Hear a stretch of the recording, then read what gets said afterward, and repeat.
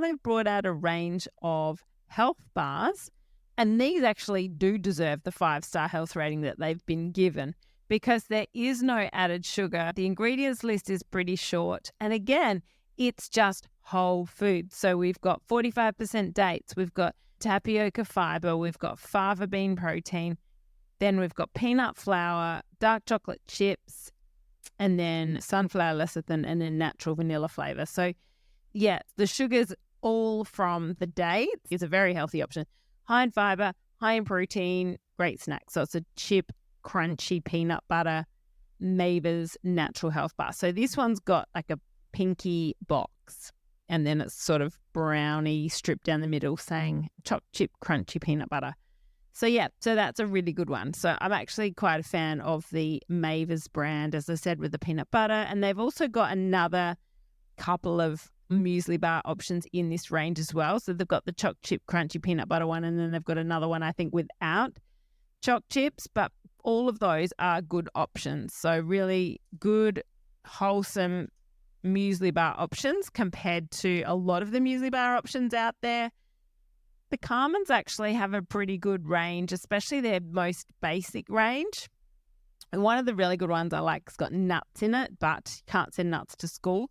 They do also have their birthday cake range, their brownie range. With the muesli bars, I do recommend trying to aim for less than 5 grams of sugar per bar, per serve. That's a good way to compare. Look at the sugar per serve. Often I'll say compare per 100 grams. But with a muesli bar, I do like to look at the sugar per serve. Okay, let's look at my other bag of tricks.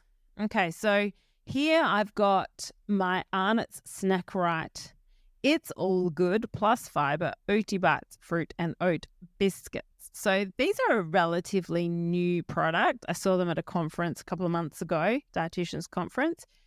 And they less than 5 grams of sugar per serve. So they kind of come in a little packet, a bit like, you get Oreos and tiny teddies and whatnot. And you get, 5 or 6 little biscuits in the packet. But they're a reasonable option. They're a good source of fiber. I should say they're a reasonable source of fiber. They don't get the high fiber tick because they're not 3 grams of fiber per serve. They're 2 grams of fiber per serve. But all in all, they're a reasonable option. They're less than 5 grams of sugar per packet. The sodium's quite low. It's like 78 milligrams per 100 grams. And I think it's a reasonable option. Let's have a look and see. There's not too many baddies or nasties in there. No, it's just one antioxidant from soy. And then there's pretty much, there is a bit of a sweetener. There's a sweetener maltitol in there. So that's probably, maltitol is mainly just going to give you tummy troubles if it was going to give you anything. So it's not one of the worst sweeteners out there, like a sucralose or something like that. I would stay away from for sure. Maltitol is more of a nutritive sweetener. It's not one of the synthetic chemical sweeteners. So look, that's probably the worst part about these. But as I said, I think all in all, this is a reasonably good snack. And it's a lower sugar snack, but I think they still think that they're getting a treat. It's all good. Cookies, they get 3.5 in the health star rating. Look, the health star rating I don't really rate, to be honest. So from my perspective, these ones are a reasonably good option for the lunchbox, especially if you haven't had time to make anything. Look, it's always better if you can make cookies yourself or black bean brownie yourself or banana bread yourself or whatever. I've got a lot of great recipes on my website that are free. If you head to my website, nourishwithkarina.com, and look at the top menu bar, you'll see recipes there. But then I've also got a stack. We're coming up to almost 100 healthy recipes inside my membership. So all my members have full access to that private recipe website. It's password protected. So that's another benefit to being on the inside, the membership. Let's move on. Actually, this one's still got some products in it. The next, I want to talk about the Happy Snack Company. Now, that is another, I think, very good option for snacks for kids. The Happy Snack Company's got fava beans, it's got chickpeas, the main 2 legumes that they use, but then they go to town with the flavors. So they've got everything from lime and cracked pepper, chickpeas, to lightly salted, to caramel, chocolate. They've got all sorts of flavored roasted chickpeas, and the same with the fava beans. You've got your lightly salted, you've got your sea salt and balsamic vinegar, you've got like a pizza flavor, you've got a chili flavor. I remember once I did a segment on TV. This is back, I think, one of my first segments, and I must have had some packets of these up on the television, and so they were very grateful for the coverage and the exposure. So I got a box full of pretty much one of everything. So I know that there's a big range of these products, and it's great because everyone's got different taste preferences. But my daughter, and he actually likes the pizza ones too. My daughter quite likes the dark chocolate and raspberry roasted chickpeas. And when I look at the sugars per serve, it's 3 grams, quite low. Sodium's very low. So it's good because it's a source of vegetable, it's a source of protein, source of fiber, and it's gluten-free, nut-free. You can send it to school. So it's even dairy-free for those needing a dairy-free for their child. So yeah, it's a great one. So the Happy Snack Company has those little roasted fava beans and chickpeas. Just perhaps try and find them on sale because they're not the cheapest, but they are really good. I think they work out to about $1 a packet, which actually, when you think about it, if you're going to the shop buying a packet of something, you're generally not going to get anything for $1. But if you can get them on sale, then it works out, cheaper. Or, actually probably buy a number on sale if you can. And then you can also get some of them in a bigger bag. But the little individual packets are helpful for school or when you're on the run. But, not as environmentally friendly. But anyway, they're a good snack option. But not anyway. It's good to look after the environment. And I do my bestest with nude food. And our school has Waste-Free Wednesday, and I try to have pretty much waste-free every day with my kids. My father-in-law was staying over with us last week, and actually he only left the other day. And he's like, wow, so much plastic. And it's like, well, yeah, because you're trying to avoid plastic and alfoil and whatnot. So it means you've got to, when he said so much plastic, he meant so many plastic containers. And I said, well, yeah, because we're trying to avoid plastic and alfoil and saving the environment. And so it's always better to use those little plastic containers, but it just means more washing. More washing. Right, a couple more. At the bottom of my bag here, I've got a couple of little bellies. These are actually more for babies, but they are better than some of the others. So organic carrot puffs, we've got organic cinnamon puffs and organic strawberry pickup sticks. So again, these ones are generally lower in added sugar. And for little ones, really you want to keep the added sugar under 10 if you can. These are only 5.2 and the sodium under 50, and these are 2.9. So I find that the Little Bellies range is actually quite good for the baby and toddler. As I said, some of the others are a little higher. Haven't seen too many of the Rafferty's Garden range that have been good. As I said, those pea pod crisps aren't too bad though. Those ones were good from that range, but yeah, I didn't really rate the other few things that I was talking about from Rafferty's Garden.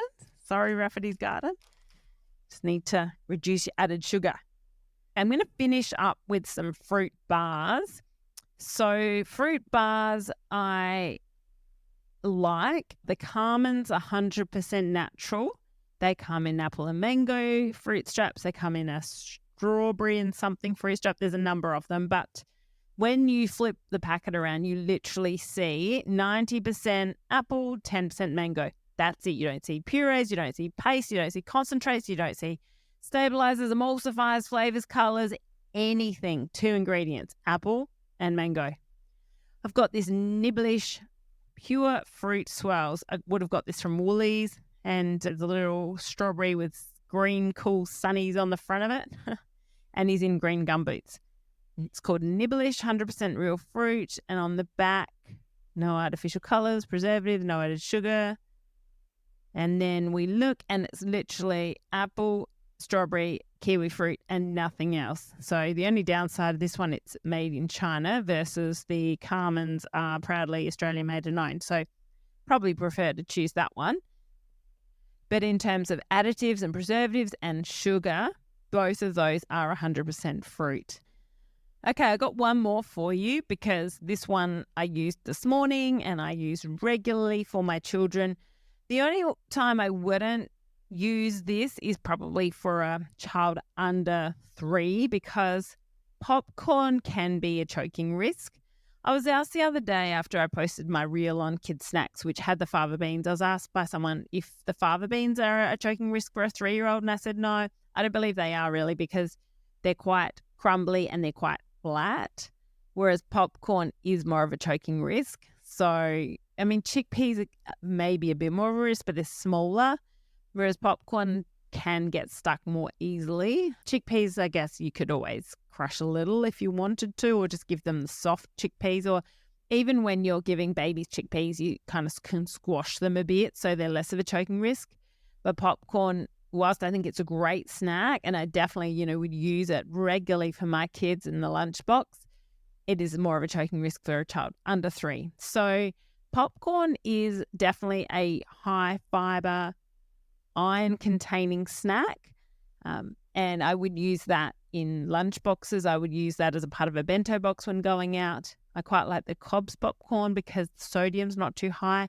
So with the sodium, I'd aim for less than 350 milligrams per 100 grams. So I think the 𝐿𝐼𝐻's popcorn is about that. But it definitely is a fiber-rich and containing food.